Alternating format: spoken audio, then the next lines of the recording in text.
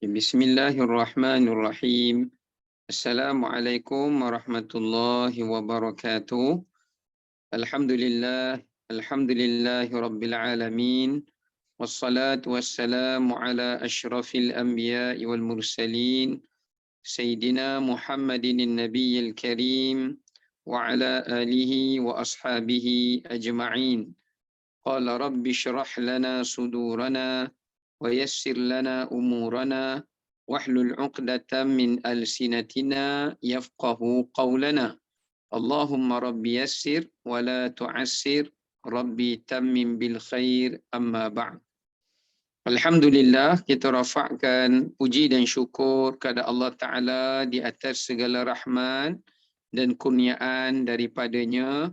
Pada malam ini kita masih lagi diberikan kehidupan, kesihatan dan keafiatan oleh Allah Subhanahu wa Ta'ala untuk dapat kita berpeluang menyambung kembali untuk renungan kita dalam sesi tadabbur surah Luqmanul Hakim. Dan insya-Allah untuk malam ini kita akan menyambung semula pada ayat yang ke-13. Tempoh hari kita dah berhenti ayat 13, minta maaf, kita sambung ayat yang ke-14. Ya, ayat yang ke-14. Jadi boleh sama-sama kita buka mushaf pada muka surat 412, iaitu pada ayat yang ke-14 ya. A'udzu billahi minasyaitonir rajim. Bismillahirrahmanirrahim. Wa wassaynal insana biwalidayhi hamalathu ummuhu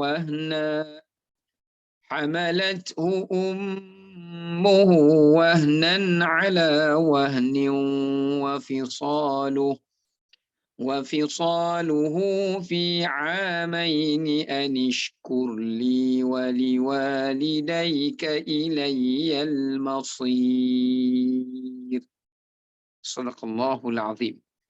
Baik, kita lihat daripada ayat ke-14, firman Allah Ta'ala yang bermaksud, dan kami telah mewajibkan kepada manusia untuk mereka berbuat baik kepada kedua ibu bapanya. Ibunya terutamanya telah mengandungkannya dengan menanggung kelemahan demi kelemahan dari awal mengandung hingga akhir kepada menyusunya. Dan tempoh menceraikan susu bagi anak itu ialah dalam masa tempoh 2 tahun. Dengan yang demikian, bersyukurlah kamu kepada aku dan kepada kedua ibu bapamu, kata Allah. Dan ingatlah, kepada aku jualah tempat kamu akan dikembalikan. Baik, berdasarkan pada ayat yang ke-14 yang kita bacakan ini, di mana pada ayat ini Allah Subhanahu wa Ta'ala menerangkan kepada kita mengenai besarnya satu wasiat Allah Subhanahu wa Ta'ala mengenai berbuat bakti kepada kedua ibu bapa.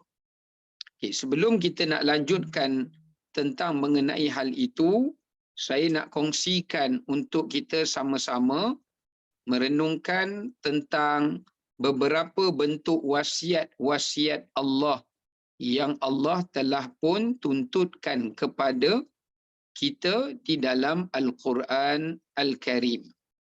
Kalau kita tengok di dalam ayat Al-Quranul Karim, di sana terdapat banyak wasiat-wasiat Allah Subhanahu wa Ta'ala di dalam Al-Quran. Bila kita sebut tentang wasiat, kenapa Allah dalam ayat 14 ni ulama bincang, kenapa Allah perlu menyebut perkataan wasiat? Kenapa tidak Allah kata berbuat baiklah kepada kedua ibu bapa kamu? Tapi kenapa Allah kata kami telah mewasiatkan? Di sini kata para ulama nak memberitahu kepada kita bahawasanya wasiat ini adalah satu peringatan yang seringkali diperingat-ingatkan daripada satu keadaan kepada satu keadaan. Sebab tu Allah guna perkataan wasiat. Sebelum saya nak pergi kepada tadabbur, kita tengok sedikit renungan tafsir supaya kita dapat hayati ayat ini dengan baik. Kenapa Allah guna perkataan wasiat? Sebab wasiat ni peringatan yang perlu diulang-ulangi. Daripada satu zaman, satu fasa kepada satu fasa. Seolah-olah Allah mewasiatkan pada kita, dikala kita kecil, diingatkan kita untuk taat pada mak ayah. Buat baik pada mak ayah. Dikala kita dewasa, diulangi lagi. Dikala kita sudah pun lebih matang dan lebih besar atau berjaya, diulangi lagi. Demikian juga apabila kita sudah pun tua, dan kalau ibu ayah kita masih hidup dan mereka lebih tua daripada kita, maka diperingatkan lagi. Dan kemudian kita perlu untuk memperingatkan kepada anak-anak kita mengenai bagaimana kita berbakti kepada kedua ibu bapa kita supaya mereka juga berbakti kepada kita. Ini menunjukkan kenapa Allah Ta'ala menggunakan perkataan wasiat tersebut. Okey, sekarang ni wasiat menunjukkan satu peringatan yang berulang-ulangan, ataupun juga makna wasiat adalah satu ingatan yang amat penting. Bila kita nak memahami tentang wasiat, wasiat ni ulama bahagi kepada dua. Satu dipanggil sebagai wasiat agama. Yang kedua dipanggil sebagai wasiat harta. Banyak di kalangan masyarakat kita, mereka hanya tahu wasiat harta saja. Tapi tak ramai mereka tahu bahawasanya antara benda yang perlu mereka buat daripada sunnah para nabi yang dulu adalah wasiat agama. Kalau kita baca dalam surah Al-Baqarah, di mana ketika Nabi Yaqub alaihissalam hendak wafat, Nabi Yaqub telah panggil anak-anaknya dan memberikan wasiat agama. Kata Allah, wa wassa biha Ibrahimu bani wa Yaqubu ya bani. Telah mewasiatnya Nabi Ibrahim kepada anak-anaknya dan kepada Nabi Yaqub juga kepada anak-anaknya, yang memulakan amalan memberi wasiat agama kepada anak-anak ni siapa? Nabi Ibrahim alaihissalam. Jadi Allah memerintahkan kita supaya kita menghidupkan ajaran dan amalan Nabi Ibrahim alaihissalam, di mana baginda Nabi Ibrahim alaihissalam adalah merupakan Nabi yang pertama yang telah pun memberikan satu contoh kepada kita bagaimana untuk kita memberikan wasiat agama kepada ahli keluarga kita. Antara wasiat agama itu adalah kita berpesan apa agama yang dia akan pegang. Kita pesan dia supaya berpegang pada agama Islam. Kita berpesan dia tentang salat. Kita berpesan dia tentang taqwa dan sebagainya. Maka ini adalah merupakan salah satu daripada wasiat yang penting. Baik.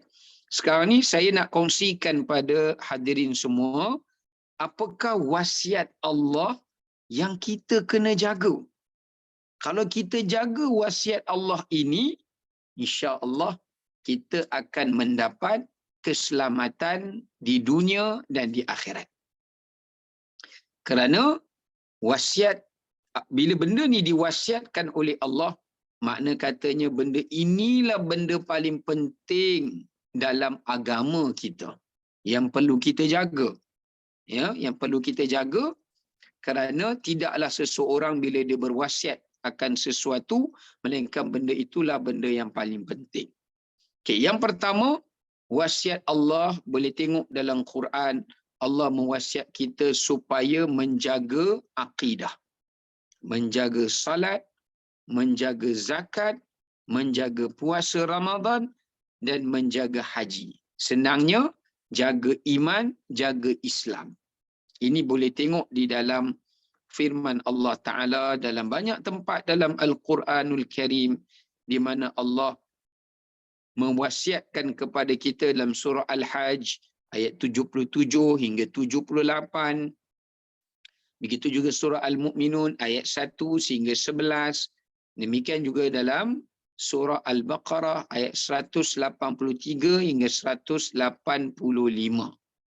Ini wasiat pertama. Jaga akidah kita. Yang kedua, jaga segala tuntutan rukun Islam. Yang kedua, minta maaf. Yang kedua adalah Allah memerintahkan pada kita untuk menghidupkan, menyuruh, mengajak orang pada yang ma'ruf dan mencegah orang daripada perkara yang mungkar. Ini juga salah satu apa yang diwasiatkan oleh Allah Subhanahu wa taala kepada kita. Menunjukkan kepada kita bahawasanya betapa pentingnya hal ini untuk kita lakukan. Maksudnya kita kena hidupkan dalam kehidupan seharian kita, ajak orang buat benda baik. Ya, kita dah berbuat kebaikan tapi jangan terhenti di situ. Kita kembangkan kebaikan, ajak orang, bimbing orang, sampaikan supaya orang juga mengikut kita dalam berbuat kebaikan. Bermula dengan diri dan keluarga dan kemudian pada orang lain. Dan mencegah daripada kemungkaran. Kalau kita tengok orang berbuat mungkar, baik daripada keluarga kita, baik daripada kenalan kita, baik dalam masyarakat, kita kena bagi tahu benda ini salah, benda ini mungkar. Ya, maka ia perlu ditegah dan ia perlu dicegah. Ini wasiat kedua Allah. Kalau kita nak balik jumpa Allah dalam keadaan sejahtera. Yang ketiga, yang tadi tu boleh tengok di dalam Al-Quran, yang mana Allah sebut dalam surah Ali Imran ayat 109 hingga ayat 115. Ya. Wasiat Allah ketiga kepada kita, iaitu membelanjakan harta. Banyakkan sedekah dan jangan bakhil. Banyakkan sedekah dan jangan bazir. Banyakkan sedekah dan jangan boros. Ni kalau Allah wasiat kepada kita, kalau kita nak balik jumpa Allah, kalau kita tunaikan semua wasiat ini, maka Allah akan cukupkan bagi kita di hari akhirat. Jadi penting. Ya. Ini kita boleh tengok bagaimana Allah sebut dalam surah Baqarah ayat 254. Allah Ta'ala juga sebut dalam surah Al-Isra ayat 26-27. Ini wasiat Allah. Banyakkan sedekah. Nak selamat, nak sejahtera, nak dapat kemudahan, kelancaran di hari akhirat, banyak sedekah, jangan bakhil. Jangan banyak habiskan harta untuk pemborosan. Boros. Benda yang tak perlu, habiskan pada benda yang tak sepatutnya. Allah tak suka. Walaupun banyak harta. Tapi bila boros, tak dapat jalan mudah di hari akhirat. Demikian juga orang yang membazir. Kerana Allah kata orang membazir itu adalah teman saudara kepada syaitan. Yang keempat, saya nak ringkas-ringkaskan ya. Yang keempat, wasiat Allah adalah tolong menolong pada kebaikan. Tolong menolong pada perkara kebaikan. Dalam surah Al-Ma'idah ayat 2. Allah wasiat kepada kita, kalau kita tengok orang baik, buat baik, kita kena bantu orang untuk berbuat baik. Kita tengok orang perlukan bimbingan, kita bantu dia supaya dia dapatkan bimbingan. Kita tengok orang perlukan ilmu, kita bantu sampaikan ilmu kepadanya. Apa-apa saja, bertolong-tolong dalam perkara kebaikan. Wasiat Allah kelima. Wasiat Allah kelima adalah mengambil yang halal dan meninggalkan yang haram. Semua benda yang Allah halalkan daripada apa yang menjadi makanan, pakaian, dalam kehidupan kita, ini kita boleh ambil. Tapi apa yang Allah haramkan, yang boleh menjadi pendapatan yang haram, pakaian yang haram, ataupun yang menjadi benda yang berkaitan dengan kehidupan kita, ini kita kena hindarkan. Kalau kita nak dapat jalan yang selamat di hari akhirat. Ya. Sama ada dari sudut makan minum kita, pendapatan kita, pelaburan kita, simpanan kita, ya. Ini banyak tempat dalam Quran yang Allah Ta'ala memberikan wasiat seperti ini. Ya, kita boleh tengok umpama contoh dalam surah Baqarah ayat 188. Demikian juga firman Allah dalam surah Maidah ayat 3 hingga 5 dan sebagainya. Wasiat Allah seterusnya, kalau kita nak selamat jumpa Allah, iaitu hendaklah menjadi orang yang bercakap benar, jujur dan menepati janji. Kalau kita nak balik jumpa Allah dalam keadaan yang selamat, sejahtera, mudah penghisabannya, buat benda ni. 3. Cakap benar, jujur, memelihara janji. Kerana Allah sebut sendiri dalam surah Al-Isra ayat 34 hingga 36. Ini wasiat Allah Ta'ala kepada kita yang sangat penting untuk kita memeliharanya. Kemudian, saya ringkaskan ni sebab kita nak sentuh banyak perkara. Wasiat Allah ketujuh. Wasiat Allah Ta'ala yang ketujuh, yang Allah perintahkan kepada kita adalah sabar dan solat. Jaga dua benda ini. Apa pun yang kita hadapi dalam hidup kita, penyelesaiannya insya-Allah ada pada dua amalan dan ibadat ini. Pertama adalah salat, yang kedua adalah sabar. Betul Allah kata wasta'inu bis-sabri was-salah. Dalam ayat yang lain, ya ayyuhallazina amanu sta'inu bis-sabri was-salah. Kalau kita nak berjaya hadapi semua ujian Allah di dunia ini dan memudahkan kita di kala ujian di hari akhirat, banyakkan sabar. Sabar mengajar kita redha. Sabar mengajar kita bersangka baik pada Allah. Sabar mengajar kita untuk menerima akan ketentuan Allah. Dan juga yang keduanya, jaga salat. Kerana bila kita memelihara salat yang khusyuk, semua ujian yang ditimpa kepada orang yang jaga salat akan menjadi ringan baginya musibah itu.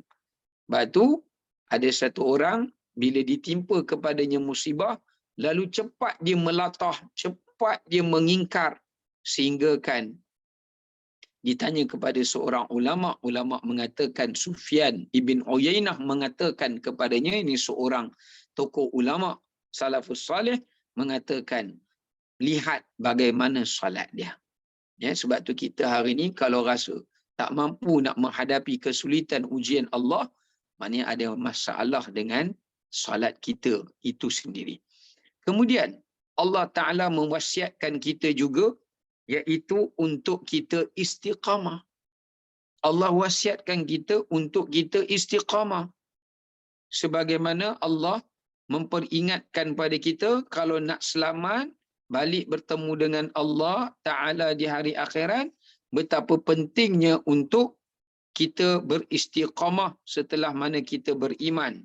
Beristiqamah setelah kita mengerjakan ketaatan. Allah kata, famastaqamu lakum fastaqimu lahum. Kalau kamu beristiqamah, kami akan bantu kamu untuk istiqamah. Kalau kita bersungguh-sungguh nak beristiqamah, Allah akan tolong kita untuk beristiqamah. Ini Allah sebut surah Taubah pada ayat 7.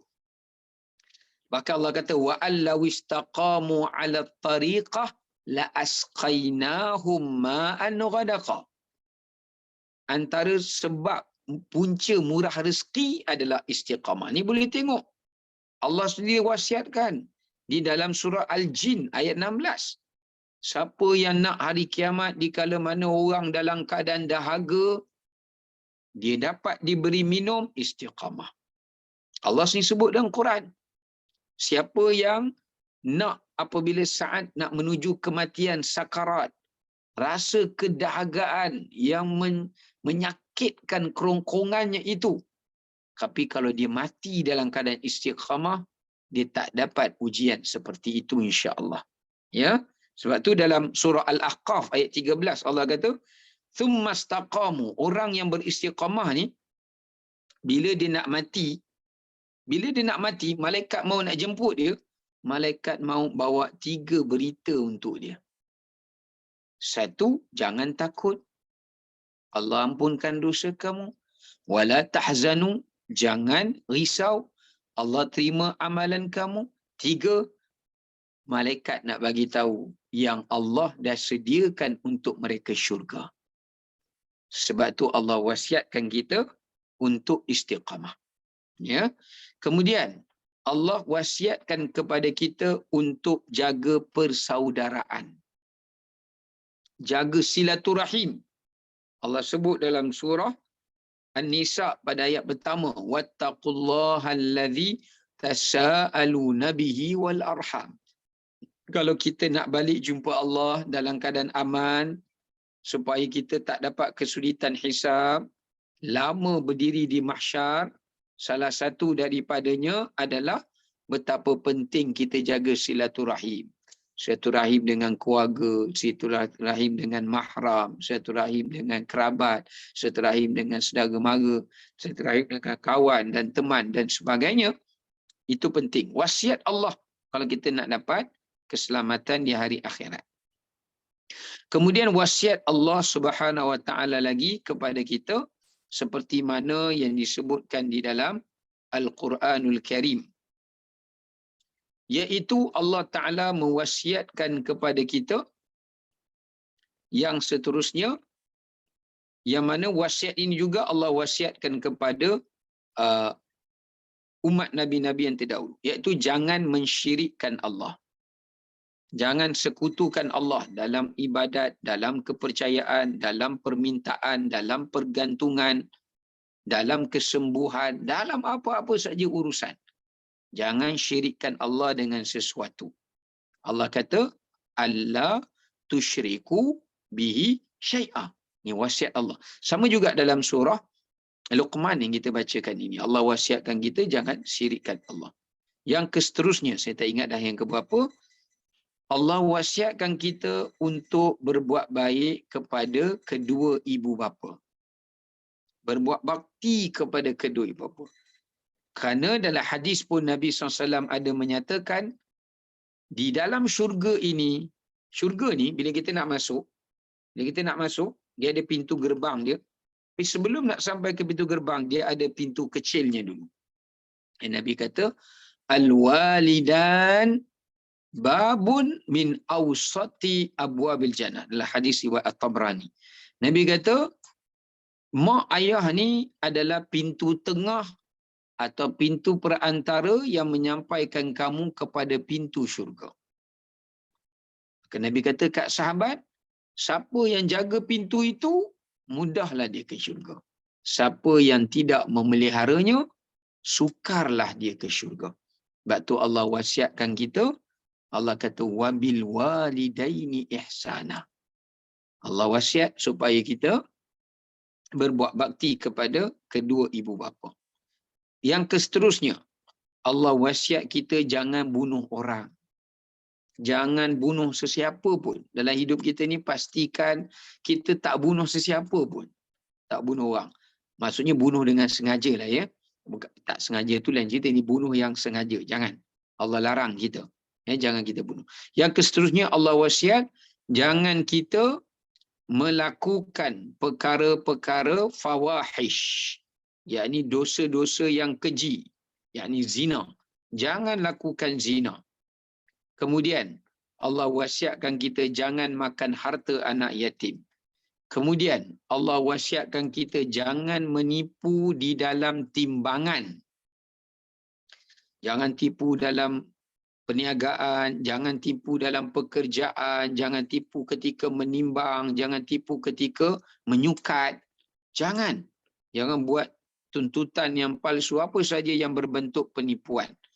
Kemudian Allah Subhanahu Wa Taala juga menyuruh kita dan mewasiatkan kepada kita untuk berbuat adil. Maksudnya berlaku adil kepada sesama manusia. Jangan buat zalim pada orang. Jangan ambil hak orang. Jangan tindas hak orang. Ya, dan jangan menyakiti orang. Dan Allah yang terakhir, Allah Ta'ala menyuruh kita supaya dalam surah Al-An'am boleh rujuk ya, pada ayat 152 dan 153, Allah menyuruh kita berpegang kepada ajaran dan sunnah Nabi sallallahu alaihi wasallam. Baik. Itu perkara yang pertama, pengajaran yang pertama yang kita boleh ambil daripada ayat yang ke-14, iaitu salah satu daripada kepentingan wasiat dan di antara bentuk wasiat Allah Subhanahu wa taala yang perlu untuk kita memeliharanya. Kemudian kita nak tengok pengajaran yang kedua, iaitu di mana pada ayat yang ke-14 ni juga Allah Ta'ala nak menceritakan kepada kita mengenai tuntutan untuk kita, minta maaf, dia silap saya. Yang kedua adalah keutamaan dalam hidup kita ni, kita kena menjaga hubungan dengan Allah dan hubungan dengan manusia. Hablum minallah, hablum minan nas. Kita kena jaga dua hubungan ini dengan baik. Siapa jaga hablum minallah, hablum minan nas tak baik, sukar dia nak dapat jalan yang mudah di hari akhirat.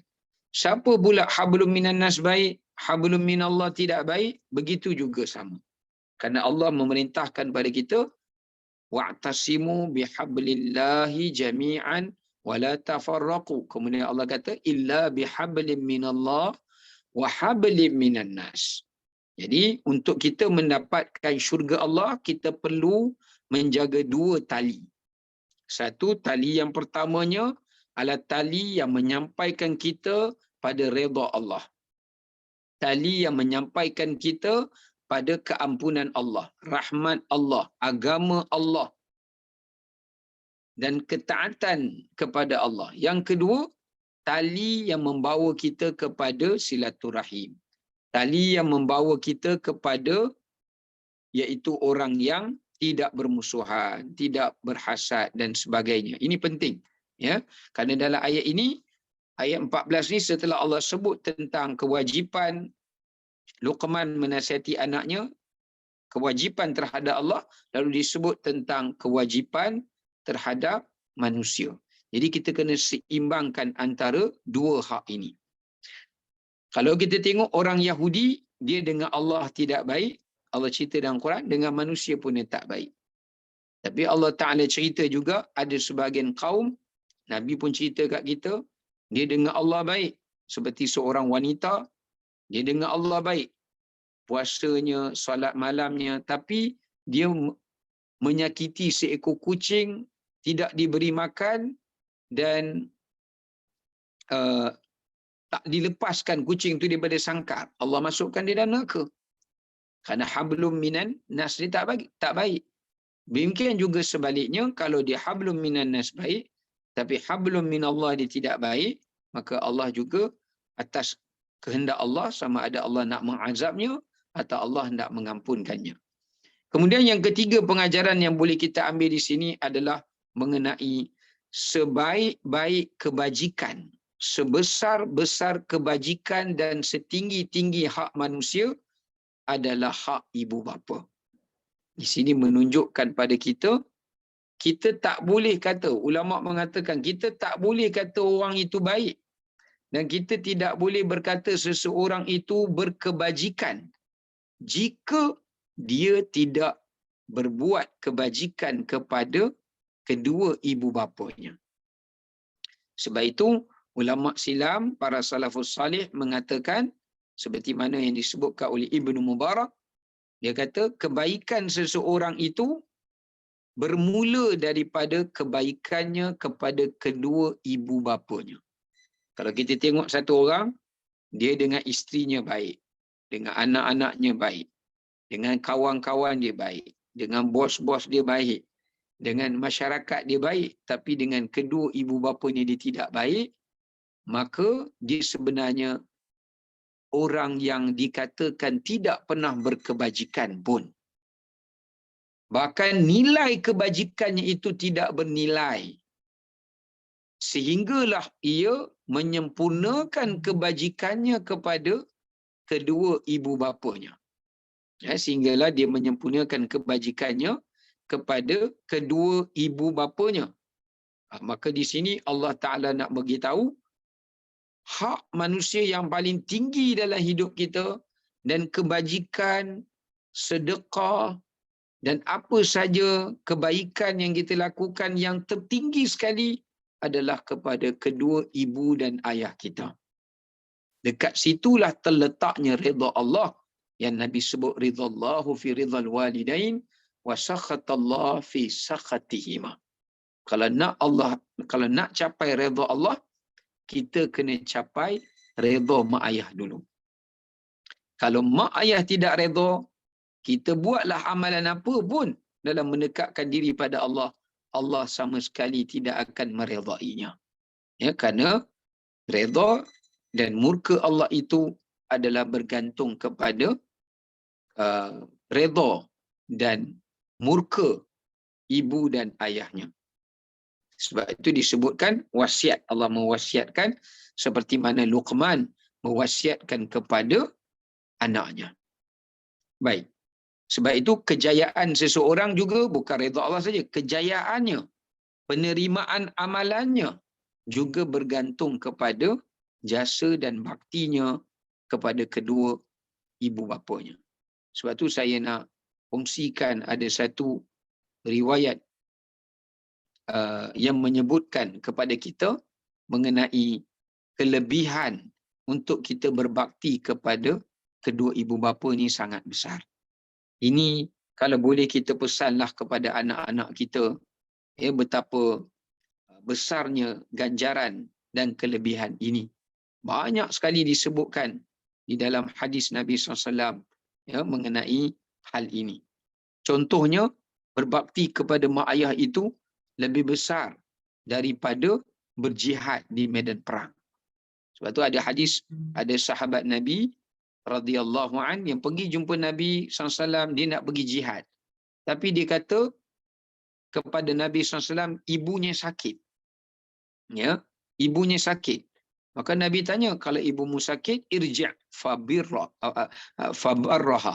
Pergi balik ke ibu kamu. Jaga mak ayah kamu, jaga ibu kamu tu lebih besar pahalanya daripada kamu pergi berjihad di medan perang.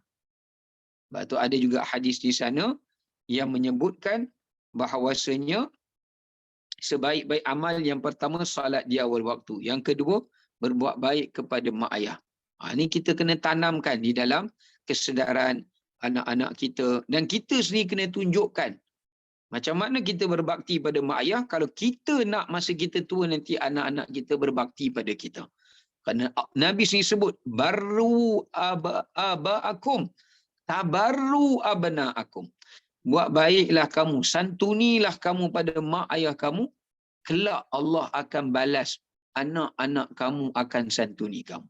Sebab tu kita jangan rasa sedih kalau kita mari datang masa tua, anak kita tak berbakti pada kita, cuba kita muhasabah. Macam mana kita dulu ketika mak ayah kita hidup, apakah kita benar-benar berbakti pada mereka? Sebab dalam hadis riwayat Al-Bazzar, baginda katakan tidak ada hukuman yang Allah segerakan di dunia lagi sebelum nanti di akhirat melebihi daripada uququl walidain, derhaka kepada mak ayah.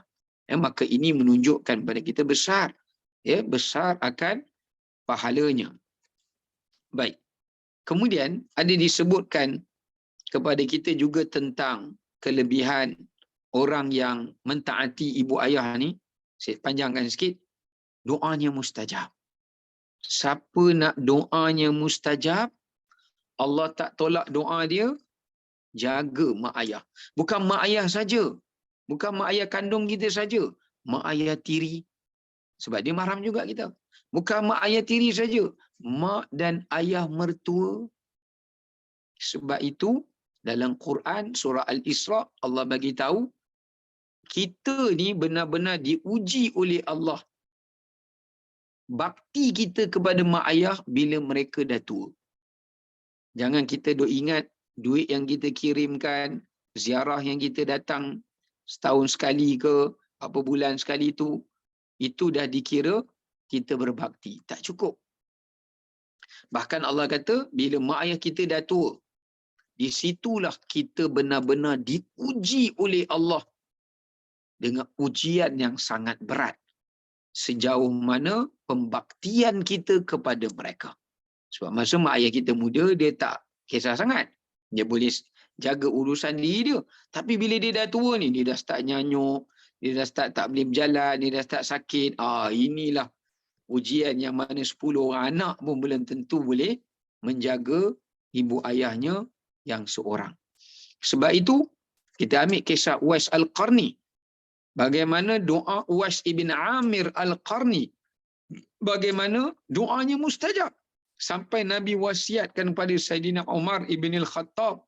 Nabi wasiatkan kepada Usair ibn Jabir. Supaya pergi ke Yaman. Cari seorang lelaki yang bernama Uwais bin Amir Al-Qarni. Pergi minta doanya. Sebab doanya mustajab. Di sini menunjukkan kepada kita bahawasanya siapa yang kita tengok kawan kita, dia boleh jaga mak mertua dia, boleh jaga bapa mertua dia, boleh jaga mak ayah dia ketika sakit. Tuan-tuan, ibu-ibu sekalian, ayah sekalian, pergi jumpa mereka, minta doa mereka. Doa mereka tak ada hijab dengan Allah Ta'ala. Seperti mana doa mak ayah. Doa mak ayah.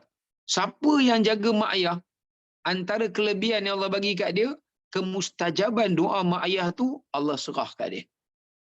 Allah bagi kat dia. Itu satu ganjaran yang amat besar. Kemudian kita kena ingat, pada hari akhirat sebelum Allah hisab amalan-amalan sunat kita, antara yang Allah dahulukan dulu adalah bakti kita pada mak ayah. Sebab itu adanya hadis Nabi SAW mengenai kisah Juraij. Ya, Juraij bila mak dia panggil, ya, dia duk sibuk semayang sunat sampai Allah uji dia. Bukannya dia sibuk main handphone, bukan dia sibuk dengan kawan, dia sibuk kerja, dia sibuk ibadat. Tapi mak dia panggil, dia tak dengar. Sampai Allah uji dia dengan ujian dia difitnah. Berzina, berat tu. Berat. Maka ulama kata, di sini menunjukkan kepada kita betapa besarnya pahala berbakti kepada mak ayah melebihi daripada ibadat-ibadat yang sunat. Ya, melebihi daripada ibadat yang sunat. Maka ada ulama menafsirkan maknanya di hari akhirat Allah Ta'ala akan mendahului selepas selesai hak Allah yang wajib. Hak pertama yang Allah akan hisap kita daripada hak manusia, bakti kita kepada mak ayah. Mula solat lah benda pertama dihisap. Tapi lepas urusan Allah, benda pertama yang membabitkan hak manusia yang pertama Allah akan tengok. Sebelum Allah tengok ibadat-ibadat sunat kita yang lain, sedekah sunat kita yang banyak tu, Allah tengok bakti pada mak ayah. Kalau bakti pada mak ayah kita gagal, maka amalan-amalan sunat kita yang lain dikhawatiri dia juga tidak akan dapat memberatkan timbangan amalan kebaikan kita sedikit pun. Maka di sini menunjukkan kepada kita betapa besarnya kepentingan untuk kita membuat bakti kepada mak ayah. Ya. Baik. Banyak lagi lah ya. Kalau kita nak ceritakan tentang kelebihan berbakti pada mak ayah ni, sangat banyak. Sehingga saya terbaca dalam riwayat yang menyebutkan Anas bin Malik kata, siapa yang nak Allah panjangkan umurnya dan nak Allah Ta'ala tambahkan rezekinya. Siapa nak dua benda ni? Umur panjang sihat. Yang kedua rezeki murah. Rezeki tu Allah lapangkan. Bukan murah. Rezeki tu Allah lapangkan. Bagi rezeki kebaikan. Falyabirra walidai. Dia kena buat dua benda. Bakti pada mak ayah. Kedua jaga silaturahim. Bahkan ada satu riwayat menyebutkan seorang lelaki dia buat dosa yang sangat banyak. Dosa yang sangat banyak sehingga kan bila dia datang kepada sahabat Abdullah bin Abbas, dia kata saya ni banyak dosa dengan Allah. Saya takut Allah tak ampunkan dosa saya. Jadi Ibnu Abbas kata, kamu masih ada mak yang hidup? Dia kata ada. Pergi balik jumpa mak kamu, bakti pada dia, Allah ampunkan dosa kamu. Ya. Maknanya penyebab asbab kepada nak Allah terima taubat kita, asbab nak suruh Allah bagi keampunan pada kita, nak bagi confirmation yang kita punya taubat diterima, dan tanda kepada istighfar kita dapat keampunan Allah, iaitu bila Allah memudahkan kita untuk berbakti kepada mak ayah. Tapi kalau kita duk kerja istighfar 1000 kali ke, 200,000 ke, 1,000,000 ke, tapi Allah tak mudahkan kita, tak bantu kita untuk memudahkan kita ingat pada mak ayah, bakti kepada mereka, ini ada masalah. Ini ada masalah. Ya, demikian juga dengan berbakti pada mak ayah, Allah Taala akan mengeluarkan kita daripada kesempitan hidup. Ya, mengeluarkan kita daripada kesempitan hidup, seperti mana kisah yang kita selalu dengar, orang yang terkepung, 3 lelaki pemuda yang terkepung dalam gua, pintu tutup, maka dengan disebut baktinya pada mak ayah, maka Allah Subhanahu Wa Taala telah mengeluarkan mereka daripadanya. Baik, kemudian ayat ke-14 ni juga mengajar kita tentang ketinggian hak ibu ke atas bapa dan sekalian manusia. Ayat surah Luqman ni juga memberitahu pada kita, dalam hak manusia ni mak ayah paling tinggi. Tapi antara mak dengan ayah, yang paling tinggi mak, ibu kita. Sebab Allah jelas sebut, hamalathu ummuhu wahna. Kenapa? Sebab ibu kita memiliki kelebihan ke atas ayah kita kerana 3 kesusahan, 3 kesulitan yang telah ia korbankan, yang bapa tak dapat buat benda ni. Sebab tu di sana ada hadis bila ada seorang sahabat tanya, ya Rasulullah, kepada siapa yang perlu aku dahulukan untuk aku berbuat kebaikan? Maka Nabi kata, mak kamu. Kemudian siapa? Mak kamu lagi. Kemudian siapa? Mak kamu lagi atau ibu kamu. Kemudian barulah Nabi SAW jawab, bapa kamu. 3 kali Nabi ulang. Ulama menafsirkan kenapa Nabi ulang 3 kali? Kerana 3 pengorbanan ibu yang juga disebutkan dalam Quran. Yang pertama, kepenatan ibu dalam mengandungkan anaknya selama 9 bulan. Oh, bukan senang. Kita kalau ambil benda yang berat, sangkut kat perut kita, kalau takat sebulan boleh tahan. Kau 9 bulan benda tu makin lama makin berat. Sakit pinggang kita bukan kepalang. Kemudian itu tak campur lagi apa dia panggil? Sickness. Saya pun tak ingat kan. Iaitu kena pula alahan, muntah, tak boleh bau tu, tak boleh ni. Allah, macam-macam lah. Ya, tak lalu makan tu, macam-macam. Dengan mengandungkan selama 9 bulan. Allah suruh kita ingat benda ni. Jasa ni jangan lupa. Walaupun kita tengok ibu kita, jangan tengok ibu hanya pada luarannya. Tapi Allah bila sebut dalam kita ayat 14 ni, bila kita tatap ibu kita, Allah suruh kita ingat tentang bagaimana dia telah mengandungkan kita selama 9 bulan. Kemudian yang kedua, Allah suruh kita ingat bila tengok mak ayah kita tu bukan tengok ibu kita tu, bukan tengok luaran ni saja. Allah suruh kita ingat kesakitannya ketika dia nak melahirkan kita. Sama ada lahir secara normal atau lahir dengan secara bedah. Dua-dua sakit. Tak kira lah. Lahir secara normal pun sakit, lahir secara pembedahan pun sakit. Allah suruh kita ingat bagaimana kesakitan yang disebut sebagai hampir mati atau separuh mati yang dirasai oleh ibu kita ketika melahirkan. Yang mana ayah tak dapat rasa benda ni. Ya? Ujian seperti ni ayah tak dapat rasa. Allah bagi pada ibu kerana nak ceritakan kedudukan ibu tu lebih utama. Yang ketiga, Allah suruh kita ingat bagaimana ibu kita setelah penat melahirkan kita, bagaimana dia menyusukan kita. Dia ngendong kita, dia susukan kita, tak cukup malam dia terjaga. Jadi itu pengorbanan. Dia dukung kita lagi. Ingat ke dah boleh berjalan? Merangkak tu ingat ke boleh merangkak sendiri dah? Dah boleh jalan, ingat ke dah boleh jalan sendiri? Kadang-kadang suruh dukung pula. Ya? Maka nak menunjukkan itu adalah 3 pengorbanan.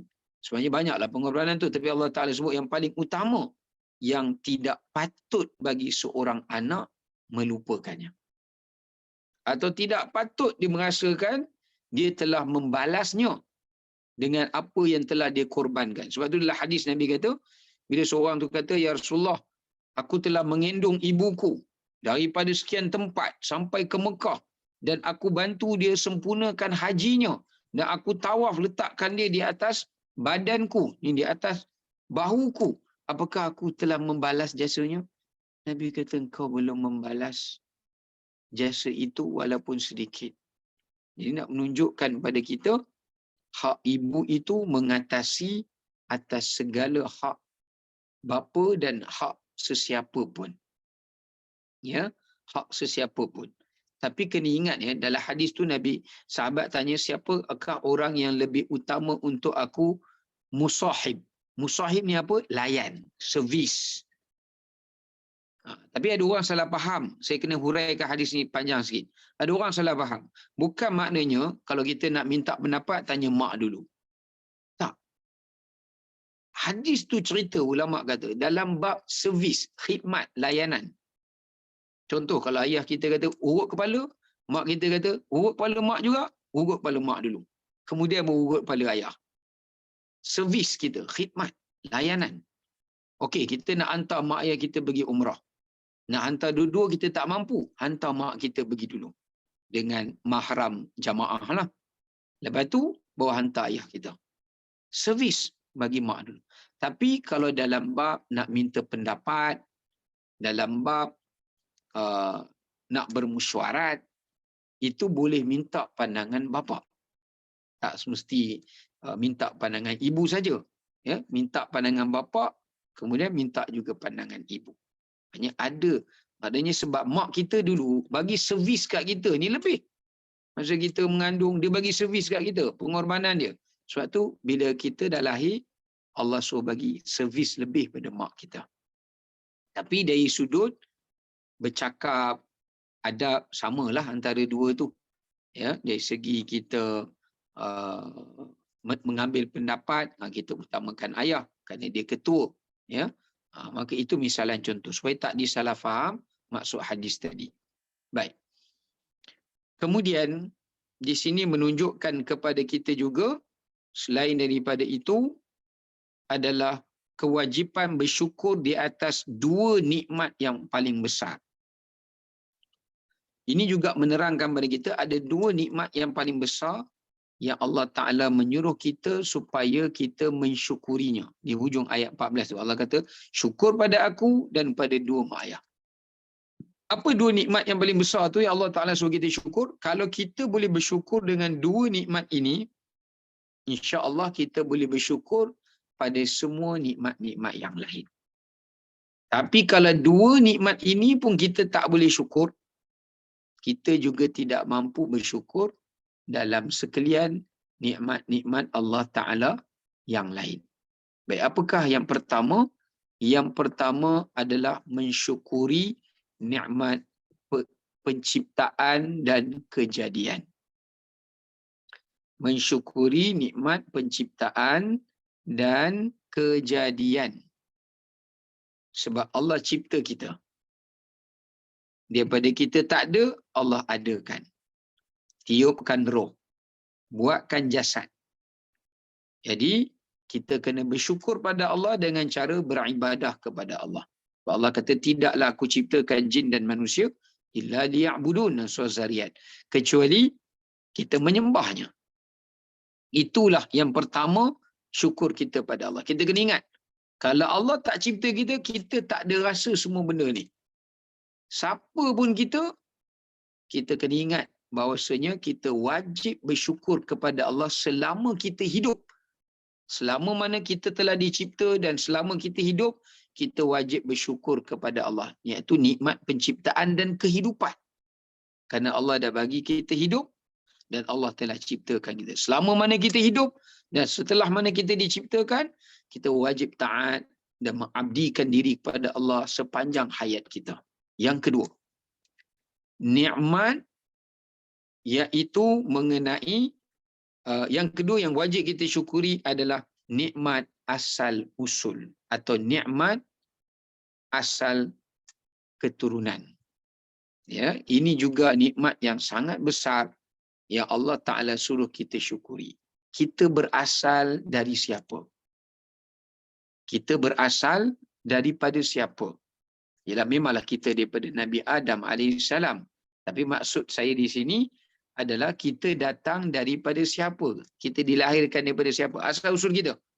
Allah suruh kita syukur atas nikmat asal usul kita datang daripada mana? Daripada benih mak dan ayah kita. Jadi bila kita boleh bersyukur, bila kita boleh tahu kita ni datang daripada mana, kalau tanpa mereka, asbab Allah jadikan, kita tak akan ada. Ya, maka disebabkan kerana itu, bila kita jaga dua nikmat ni, kita sentiasa ingat, sentiasa muhasabah, sentiasa tak lupa, kita hidup kerana Allah yang cipta. Kita cipta pun oleh Allah Ta'ala. Dan kita asal usul pun daripada mak ayah kita. Ya. Dan kita ingat akan pengorbanan mereka, maka itu adalah setinggi-tinggi darjat kesyukuran. Sebab itu benarlah kata Nabi SAW, "Man lam yashkurin nas, lam yashkurillah." Sesiapa yang tidak bersyukur kepada manusia, maka dia tidak bersyukur kepada Allah. Maksudnya kalau kita nak ukur tahap kesyukuran seseorang adalah apabila dia bersyukur pada dua nikmat ini. Kalau dia dapat jaga dua nikmat ini, dia jaga hak Allah, dia sentiasa ingat Allah, dia sentiasa tak lupa mak ayah dia, Allah akan bantu dia untuk dia bersyukur atas nikmat yang selainnya. Okay, sekarang ni kita nak tengok ayat ke-15. Ayat ke-15, Allah Ta'ala menyebutkan, "Wa in jahadaka 'ala an tusyrika bima laysa laka bihi 'ilmun fala tuti'huma wa sahibhuma fid dunya ma'rufa wattabi' sabila man anaba ilayya ثم إلي مرجعكم فأنبئكم بما كنتم تعملون." Kata Allah Subhanahu wa taala, dan jika sekiranya mereka berdua, yakni mak dan ayah kamu, mendesak kamu supaya engkau mempersekutukan aku dengan sesuatu, kata Allah, janganlah kamu taat kepada kedua ibu ayah kamu. Namun, bergaullah dengan mereka di dunia dengan cara yang baik, dan turutlah jalan orang-orang yang telah rujuk kembali kepadaku. Kemudian kepada akulah jua tempat kembali kamu semua, maka aku akan menerangkan kepada kamu segala apa yang telah kamu kerjakan. Baik, pada ayat ke-15 ni, di mana Allah Ta'ala memberitahu kepada kita tentang perbezaan cinta kita, perbezaan ketaatan kita antara Allah dan makhluk. Sebab mak ayah kita makhluk, Allah Ta'ala pencipta. Walaupun besar mana pun, tinggi mana pun Allah mengangkat darjat ketinggian seorang ibu dan seorang bapa, namun mereka tidak akan dapat mengatasi kecintaan kita kepada Allah dan Rasul. Maka pengajaran di sini mengajarkan kepada kita yang pertama, iaitu kecintaan, keredaan Allah dan Rasul mengatasi kedua ibu bapa kita. Maknanya bila berlaku pertembungan, ya, kalau tak berlaku pertembungan, dua-dua kita kena cinta dan sayang. Tapi of course lah, Allah dan Rasul lebih kita cintai berbanding ibu dan ayah kita. Sebab tu ada seorang wanita di zaman Nabi SAW. Ya, ada seorang wanita di zaman Nabi namanya Zainab. Zainab bintu Harith, dia ni bila suami dia, pakcik dia, dua orang anak dia pergi perang Uhud. Dapat berita, orang beritahu kat dia, update pada dia, suami kamu terkorban. Dia tanya Rasulullah macam mana? Kemudian ditanya lagi, dia beritahu pada dia, pakcik kamu pula terkorban. Dia kata Rasulullah macam mana? Lepas tu dia beritahu lagi, anak dia yang pertama terkorban, dia ada dua orang anak je. Dia tanya lagi, Rasulullah macam mana? Okey, tak apalah, anak saya terkorban. Anak yang terakhir kamu pun terkorban. Dia tanya Rasulullah macam mana? Maka mereka kata Rasulullah selamat dalam perang itu. Dan dia tak berpuas hati sehinggalah dia minta untuk dibawakan dia, dan selepas dia tengok Nabi cedera tapi Nabi masih hidup dalam perang Uhud, dia bersyukur kepada Allah kerana baginya kedudukan Rasulullah SAW mengatasi daripada suaminya, pakciknya dan juga dua orang anaknya yang terkorban di medan perang. Maka di sini menunjukkan pada kita redha Allah, cinta Allah mengatasi daripada ibu dan ayah kita. Yang kedua, di sini juga menunjukkan pada kita ketaatan. Ketaatan kepada Allah dan Rasul itu adalah ketaatan yang mutlak. Manakala ketaatan kepada kedua ibu bapa adalah ketaatan yang terbatas. Kita kena bezakan. Tadi kita cerita tentang soal redha.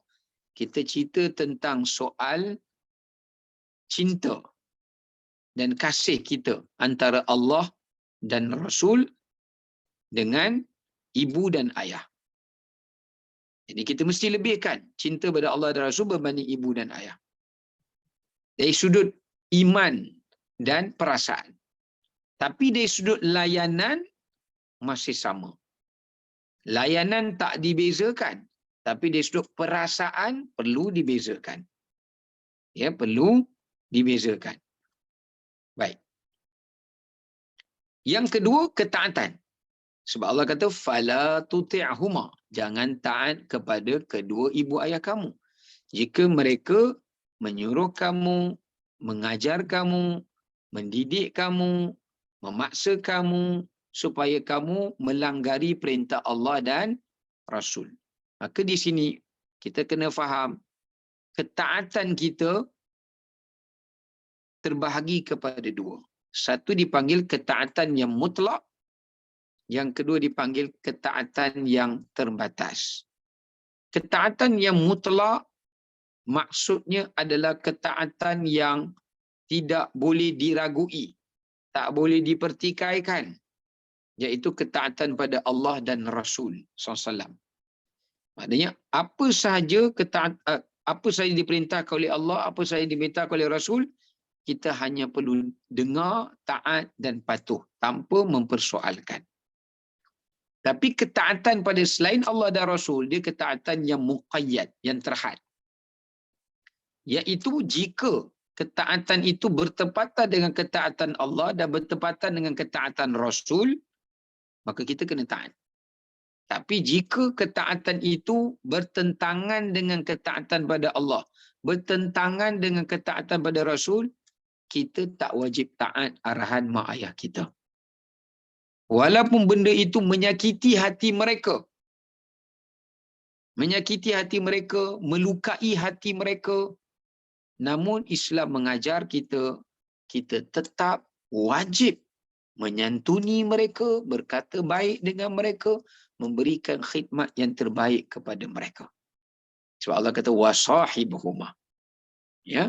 Sebab tu ayat ini diturunkan kepada seorang sahabat yang bernama Sa'ad bin Abi Waqqas. Sa'ad bin Abi Waqqas ketika dia masuk Islam, di antara yang terawal sahabat masuk Islam, ibu dia dapat tahu dia masuk Islam. Sedangkan Sa'ad ni, ayah dia dah tak ada dah, meninggal lah. Dia hanya ada ibu dia saja. Dan Sa'ad ni pula, dia anak tunggal. Dia tak ada adik-beradik. Dan setengah riwayat menyebutkan. Jadi apa yang berlaku? Bila dia masuk Islam, mak dia sedih, mak dia kecil hati pasal dia tinggal agama nenek moyang. Mak dia marah kat dia, mak dia kata keluar balik daripada agama Islam ni. Murtad balik. Jadi Muaz jadi serba salah, dia pergi jumpa Sa'ad jadi serba salah, dia pergi jumpa Nabi SAW.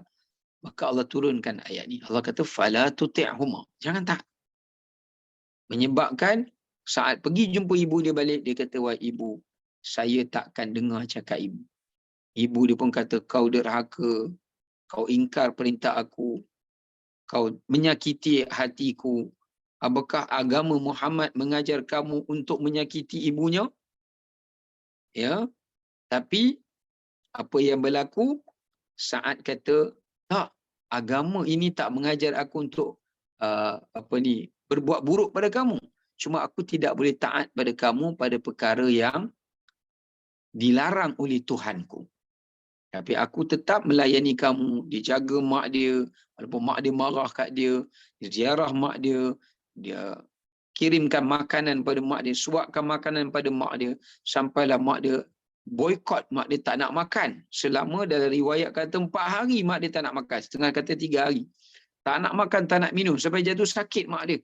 Mak dia kata selagi kau tak tinggal agama ni, aku takkan makan dan takkan minum sampai aku mati. Sampailah saat tetap ziarah. Suap makan kat mak dia. Mak dia tak nak makan. Santun mak dia. Mak dia tak nak juga. Sampailah dia kata pada ibunya, makanlah ibu. Demi Allah. Kalau Allah bagi kat ibu 100 nyawa pun, mati hidup balik 100 kali. Untuk ibu mengharapkan aku tinggalkan agama ini, aku tidak akan meninggalkannya. Jadi ibu dia dengar macam itulah keazaman anak dia. Maka akhirnya Sa'ad, minta maaf, ibu Sa'ad pun makan. Ya, lalu Sa'ad berbakti pada mak dia, cuma dia tak taat pada agama. Ya, pada agama yang diperintahkan oleh ibunya. Ini menunjukkan pada kita, tak boleh, ulama letakkan satu kaedah, tak boleh taat kepada sesiapa pun. Suami ke, mak ayah ke, pemimpin ke, pada perkara yang hatta para ustaz ke, guru ke, tak boleh taat pada mereka kalau mereka mengajak kita untuk melakukan perkara yang bertentangan dengan perintah Allah dan Rasul. Setinggi mana pun kedudukan mereka, kalau dia membawa kepada keingkaran pada perintah Allah dan Rasul, kita tak wajib taat pada mereka. Ya.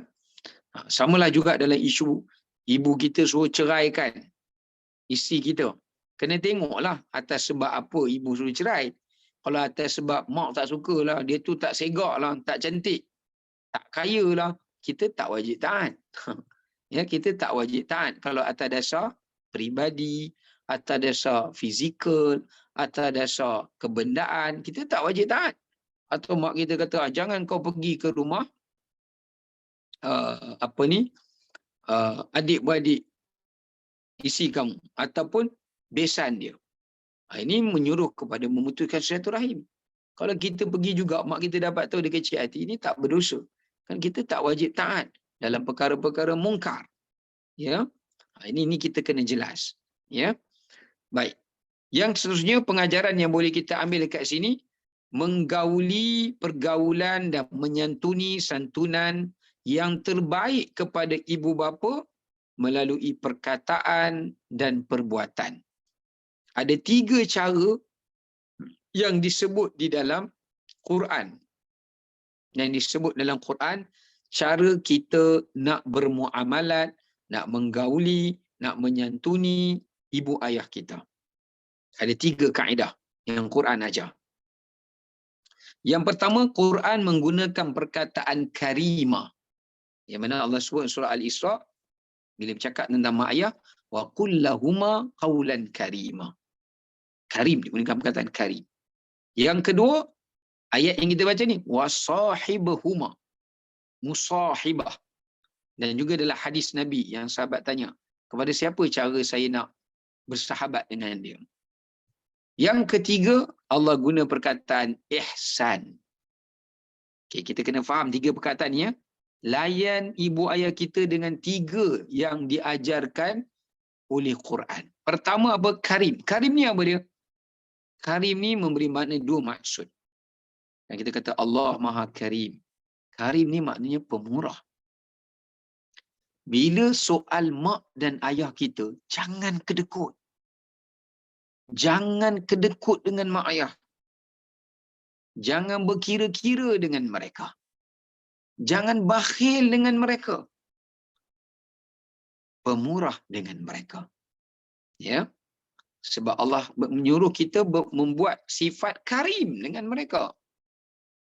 Yang kedua, karim juga memberi maksud memuliakan. Mulia. Sebab tu kita panggil Quran karim, mulia. Kita bila melayani ibu ayah kita, kita kena bagi dia rasa dia dimuliakan. Dia rasa kita memuliakan dia daripada orang lain. Itu cara kedua. Yang ketiga, itu makna karim. Yang kedua, musahibah. Apa makna musahibah? Musahibah ni yang kita sebut wasahibhuma tadi. Musahib ni daripada perkataan sahabah, sentiasa dekat. Kenapa kita panggil sahabat? Kerana nak tunjuk akrab dan dekat. Jadi maknanya kat sini kita kena sentiasa menjaga hubungan dengan mak ayah kita. Supaya dia sentiasa merasakan diri kita dengan dia dekat. Jangan dia rasa kita ni jauh dengan dia. Jangan dia rasa kita ni jauh. Macam lupakan dia. Dia yang nak kena ingatkan kita. Bukan kita yang nak ingat kat dia. Jangan. Yang kedua, musahibah ini juga maknanya adalah layanan. Yang dalam hadis sahabat tanya tadi. Liman ahaqqu bisuhbati. Siapa yang berhak untuk aku layan dia. Dalam kita nak bagi servis apa-apa, layanan apa-apa, dahulukan mereka dahulu. Makan ke, tidur ke, pakaian ke, hadiah ke, dahulukan mereka dahulu. Ya. Tapi dengan syaratlah selagi mana dia tidak membawa kepada tanggungjawab nafkah kita tu tak tertunailah kepada isteri dan anak-anak. Yang ketiga, ihsan. Allah kata, wa bil walidaini ihsan. Apa makna ihsan? Ihsan ni kita buat dua makna ihsan. Kita buat dengan penuh rasa kasih sayang.